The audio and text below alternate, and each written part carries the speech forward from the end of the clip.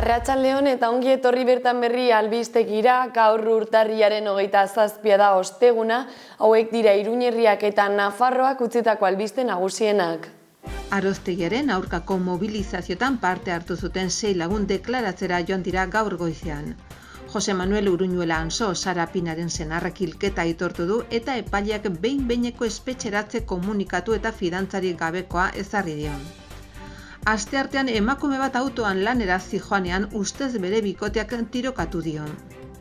Barainaingo etorbideak oinezkoen zirkulazioaren eta bidegurutzen segurtasunaren baldintzen hobekuntza estrenatu du, bai eta bidegorri tarte berria ere.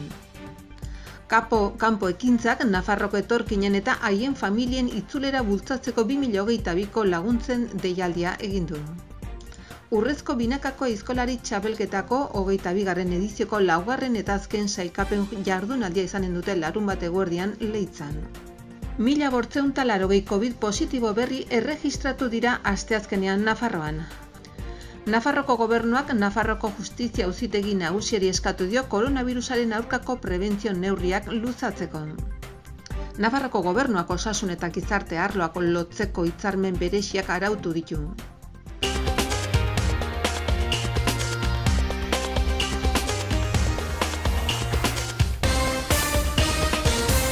Arostegiaren aurkako mobilizazioetan parte hartu zuten 6 lagun deklaratzera joan dira gaur goizean. Herri baten borondatea ezin da epaitu lemapean atxikimendu elkarretaratzea eginda Nafarroako Auzitegi aurrean. Arostegia proiektuaren lanak gelditzeagatik deklaratzera deituak izan diren 6 lagunei elkartasuna eta babesa adierazteko elkartaratzea beroa eginda gaur Iruñako epaitegien atarian.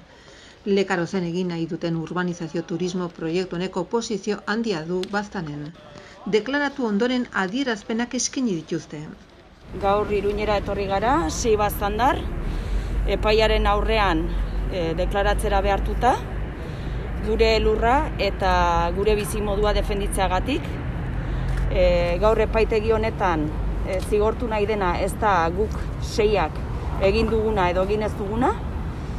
Gaur epaitegi honetan herri oso batek eraso bortitz baten aitzinean bere burua defenditzea eta bere erabakian jabe izatea zigortu nahi da.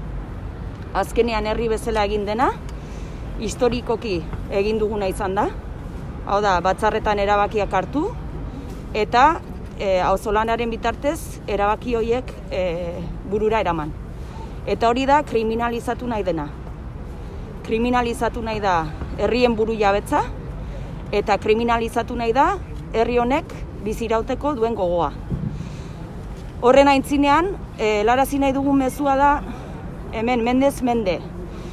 Gure lurrak bereganatzera eta gure hizkuntza eta kultura desagertaraztera etorri diren kolonizatzaile, inkisidore eta diktadorek lortu ez dutena, ez dutela lortuko gaur egun Nafarroko gobernuan dauden sasi demokratek edo mafioson pare jokatzen duten dirudunek.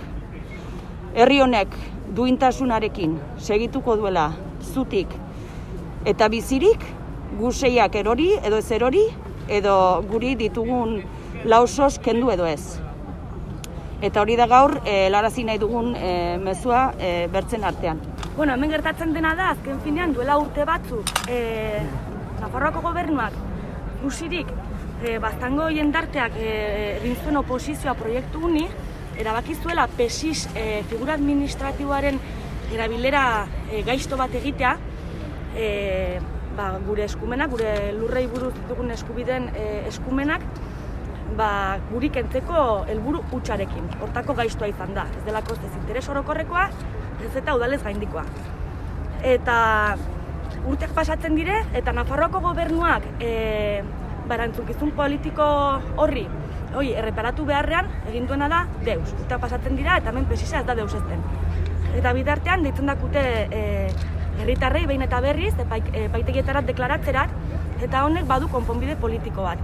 Eta da erantzukizunez jokatzea Nafarroako gobernuak eta PESISa edo UGPSa bertan behiti uztea.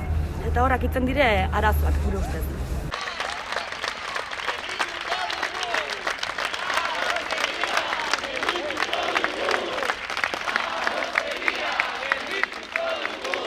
Jose Manuel Uruñuela Anso Sarapinaren senarrak hilketa aitortu du eta epaileak behin-behineko espetxeratze komunikatu eta fidantzarik gabekoa ezarri dio. Iruñeko kartzelara eraman dute. Jose Manuel Uruñuela Ansok Sarapinaren senarrak honen hilketa aitortu du epailearen aurrean. Honek behin-behineko espetxeratze komunikatu eta fidantzarik gabekoa ezarri dio. Kontutan hartuz gizonak emaztea hil eta ihes egin zuela Frantziara. Hori dela eta Iruñako kartzelara eraman zuten atzo bertan. Atxilotuak ordubete baino gutxiago eman zuen atzo deklaratzen Tuterako epaitegian. Jauregiaren aintzinean elkartaratzea egin dute hainbat lagunek gaztelaniaz denok gara Sara dioen pankarta zabaldu dute, indarkeria matxista salatu dute. Sarapinarentzat justizia eskatu dute eta Uruñuela hiltzailea deitu dute oihuka. Epailek hilketa delitua egotzi dio ikertuari eta hark hil zuela aitortu du deklarazioan. Adierazi du lo zegoela eman zizkiola labankadak. Indarkeria matxista salatu nahi baduzu deitu 016 zenbakira. Fakturan ez du arrastorik uzten baina sakeleko telefonoaren dei erregistrotik borratu beharra dago. Asteartean emakume bat autoan lanera zioanean ustez bere bikoteak tirokatu zuen. Foruzaingoak Etxalarko bizilagun bat atxilotu du ikertzeko erasoa. Astearte goizean emakume bat Behobiara autoan lanera zijoanean asotz handia entzun zuen, baina hala ere laneraino iritsi eta han aipatu zuenean lagunei autoa begiratu zioten eta errifle tiro baten arrastoak aurkitu zuten. Emakumea berehala salatu zuen gertaera foruzaingoen bulegoan. Asteazkenean deklaratzera deitua izan zen emakumearen senarra, izan ere berak dauka errifle bat eta bikotea banantzeko prozesuan dago. Tiroa Zunbilan pareko 51. kilometroan gertatu da. Barañaingo etorbideak oinezkoen zirkulazioaren eta bidegurutzen segurtasunaren baldintzen hobekuntza estreinatu du, bai eta bidegorri tarte berria ere. Oinezkoendako eremu handitu eta bidegurutze eta biribilguneetan segurtasuna hobetu da, Iruña eta Barañain lotzen dituen bidegorri trazaduraz gain. Barañaingo itorbidea modu integralean eraldatu da, hobekuntza esanguratsuak sartzeko baino oinezkoen zirkulazioan bidegurutzetako segurtasun hobetuz. Europa plazan espaloiak handituz eta oinezkoendako pasabideak aurreratuz, bai ziklisten trafikoari dagokionez. Europa plaza eta Nafarroa etorbidea lotzen dituen 750 metro inguruko bidegorri tarte berri batekin. Halaber, hiri garraioaren baldintzak hobetu dira, geraleku aurreratuak gaitu baitira Europa plazan eta Yamaguchi parkean zeuden geralekuetan. Azken 3 hilabetetan gauzatutako lan multzo horrek 224.418 euroko kostua izan du eta obra zibileko eraikuntza enpresekin egindako mugikortasun aktiboa eta jasangarria sustatzeko jarduketak egiteko esparru akordioaren bidez eginda. Zeina Iruñako udalak 2020an lizitatu eta adjudikatu baitzuen. Kasu honetan urbanismo taktiko Pamplona lakuntza igoio señalizazion arduratu da kalearen eraldaketa gauzatzeaz. Barañaingo etorbidean zehar doan bidegorriaren trazadura berriak jarraipena ematen dio 2020an hiriaren erdigunetik Europako plazaraino, Armadaren eta Baionako etorbidetatik igarota egindako ibilbideari. Hala, bizikletarako ardaz bat osatzen doa Barañain eta Iruñako erdigunea lotuko dituen bidegorriaren bidez. Kanpoekintzak Nafarroako etorkinen eta haien familien itzulera bultzatzeko 2022ko laguntzen deialdia egin du. 20.000 euroko zuzkidura du eta Next Retorna ekimenean aurkeztutako 22 neurrietako bat da. Herritarrekiko harremanetako departamentoko 20.000 euroko laguntza deialdia onartu du Nafarroko etorkinen eta haien seniden itzulera bultzatzeko. Atzerrian dauden Nafarrentzako Next estrategiak barne hartzen duen kanpo ekintza planaren 3. ardatzean aurreikusitako ekintzetako bat da. Urrezko binakako aizkolari txapelketako 22. edizioko 4. eta azken sailkapen jardunaldia izango dute larunbata eguerdian Leitzako Amazabal pilotalekuan. Urrezko binakako aizkolari txapelketako 22. edizioko 4. eta bukaerako sailkapen jardunaldia izanen dute urtarrilaren 29. larunbata eguerdian Leitzako Amazabal pilotalekuan. Jon Rekondo Leitzarrak Ibai Soroarekin eginen du bikote, Eneko Saralegi Txomin Amundaranekin eta Mikel Larrañagak Andoni Irurotagoiona Izeta 6. Herri jasotzailere ariko dira, harri jasotzen 8 Arroako 3 harri txapelketan Odei Iruretagoiena izeta laugarrena ariko da 100 kiloko 3 harrirekin zilindro zaharra, kubikoa eta borobila 20 minutuko txandetan. Emakumezkoen harri jasotze txapelketako gazte mailan Ane Zinkunegi ariko da 50 kiloko 3 harrirekin. 1580 COVID positibo berri erregistratu dira asteazkenean Nafarroan. Osasun departamentua otsailaren batean hasiko da 18 eta 29 urte bitarteko 3. dosia txertatzen eta SMS bana bidaliko die bihartik aurrera hitzordurako. Asteazkenean 1580 koronavirus kasu berri erregistratu dira Nafarroan, Foru Gobernuak ortzegun honetan emandako behin-behineko datuak dira. Datuei erreparatuta pandemiaren 6. olatuak beherantz egiten jarraitzen du Nafarroan. Nafarroko Gobernuak jakinarazi duenez, 24 persona ospitaleratu zituzten asteartean, horietako bat zainketa intensiboko unitatean. Guztira 263 persona daude ospitalean koronavirusagatik, horietako 30 zainketa intensiboko unitatean. Berzetik Nafarroak koronavirusaren aurrean dosi osagarrirako deia egiten die 18 eta 29 urte bitarteko personei eta gaurtik aintzinera SMS mezu bat jasoko dute hitzordua formalizatzeko. Otsailaren batan hasiko dira talde horretakoi txertoak ematen.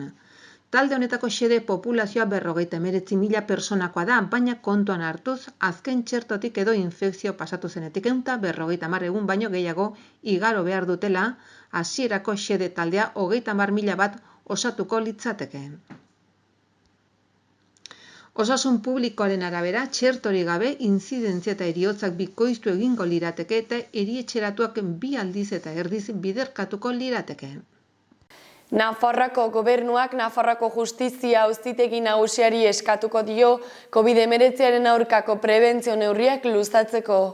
Arauen mantentzelanaren bidez osasun sistemaren egoera zaindu nahi da, presio handia jasaten baitu eta Nafarroako transmisioan beheranzko joera sendotu oraindik ere arrisku handian baitago. Ha decidido en su sesión de hoy la prórroga de las medidas vigentes para hacer frente al COVID-19 hasta el próximo día 14 de febrero inclusive. Nafarroko gobernuako ostegun honetan eskatuko dio Nafarroko justizia auzitegi nagusiari 2 astez berritzeko erkidegoan birusari eusteko indarrean dauden aparteko neurriak. Salan aurkeztuko den foru agindu berriak salaren abala izanez gero, urrengo asteartetik aurrera, otsailaren batetik aintzinera luzatuko ditu neurriak. Aurrekoa iraungitzen zen egunetik 14 arte biak barne. Bien bitartean hurbiletik monitorizatzen ari dira Omikron aldaeraren eragina eta haren transmisio handia, bai eta Gabonek eragindako gizarte interakzioa eta ospitaleratzea ere. Arauan jasotako paketearen barruan, honako hauek sartzen dira. Lokal eta jarduera batzuk ixteko gehieneko muga ordu batetik 6etara. Maietan eserita konsumitu beharra gehienez ere 10 lagunentzat eta gizarte, kultura eta kirol arloko berariazko ekitaldiak arautzea. Arauen mantentze lanaren bidez osasun sistemaren egoera zaindu nahi da, presio handia jasaten baitu eta Nafarroko transmisioan beheranzko joera sendotu oraindik ere arrisku handian baitago. Nafarroako gobernuak osasun eta gizarte arloak lotzeko hitzarmen bereziak arautu ditu. Gaur egungo kontzertuen formula osagarria da eta irabazi asmorik gabeko entitatei dago zuzenduta. Nafarroko gobernuak atzoko bilkuran foru dekretu bat onetsi du osasun eta gizarte arloetako lotura hitzarmen bereziak arautzeko. Gaur egungo kontzertuen formula osagarria da eta irabazi asmorik gabeko entitatei dago zuzenduta. Arauaren helburua da arlo hoietan atxikimendu hitzarmen bereziak sinatzeko esparru arautzailea osatzea. Era horretan, osasun administrazioak tresna bat izango du segurtasun juridikoarekin eta kontratu formulak alde batera utzita, osasun sektore publikoaren eta irabazi asmorik gabeko sektore pribatuaren artean lankidetza ahalbidetzeko. Baliabideak antolamenduan integratuz, hoiek modu eraginkorragoan erabiltzearren. Nafarroan osasun laguntzaren oinarri diren printzipioek une oro zainduta.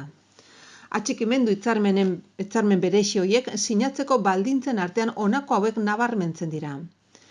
Behar den administrazio baimena izatea eta osasun departamentoren osasun arloko zentro, zerbitzu eta establezimenduen erregistroan inskribatuta egotea. irabazi asmorik gabeko erakundeak izatea, era horretan erregistratuta eta eratuta, edota estatutuetan bere gain hartzea izan dezaketen edozein onura gizarte helburuetan berrin bertitzeko konpromisoa. Erantzunkizun zibileko aseguru izatea, hitzarmenaren xedeko zerbitzuak estaltzeko, eta arlo ekonomikoan eta kontabilitatean, zerga arloan, lan arloan, gizarte segurantzan, eta emakumeen eta gizonen arteko berdintasunean indarrean den araudia eta osasun eremuaren batera ezintasunen inguruan aplika daiteken legeria betetzea. Dagokion hitzarmen egin nahi duten erakundek eskaera aurkeztu behar dute hortarako egindako deialdian adierazitako epearen barruan eskatutako dokumentazioa aurkeztearekin batera. Hauek izan dira gaurko albiste nagusienak, eskerrik asko horregotagatik eta bihar arte.